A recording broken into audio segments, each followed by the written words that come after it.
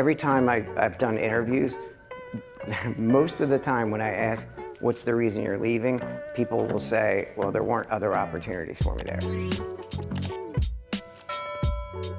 So if you could clearly outline and make it salient what someone would need to do with pay for performance in order to take a management track or an OBM track as opposed to a clinical one, you may also see RBTs stick around a lot longer.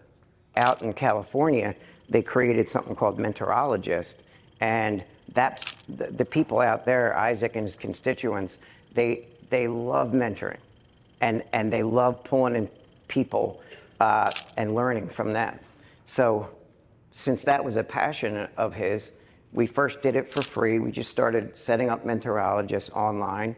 And then later, we saw that more and more people were signing up.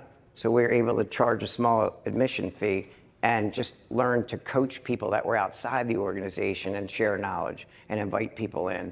So that's where I wanted to mention, that's just an example. You could do those things in your organization, and it can have a real impact. We have a person in each state that's interested in setting up team building events. I mean, they do everything from human foosball to like shooting those, throwing axes into, I don't know, there are some very interesting team building events. And as you're hearing this, I'm seeing a lot of like cha-ching, cha-ching, cha-ching that they can get expensive, but some of them are like out at different places. But you'll be surprised, especially, I shouldn't say especially, but including at the behavior technician level, who's a yoga instructor on the side? You know what I mean? Who's an artist on the side? So we did, what is it called? Like the sip and paint kind of things. And you brought your own sip. And then one of our technicians draws. You know what I mean? So we were able to do that. There was somebody else who was a certified yoga instructor. So all we needed was a space. You can do it right outside. And then we had a yoga class. So you can be creative with all of these things that we're mentioning. If your organization, if they can not focus on profit, in short time frames, for example, for shareholders or for the owner or whatever, and they can really play the long game, that's how you create these incredible niches, because you're building someone's career beyond the 5-year flip for a return on investment.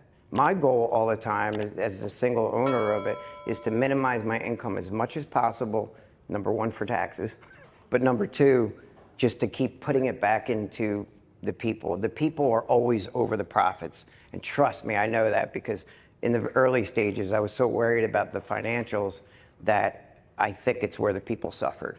So people over profits every single time.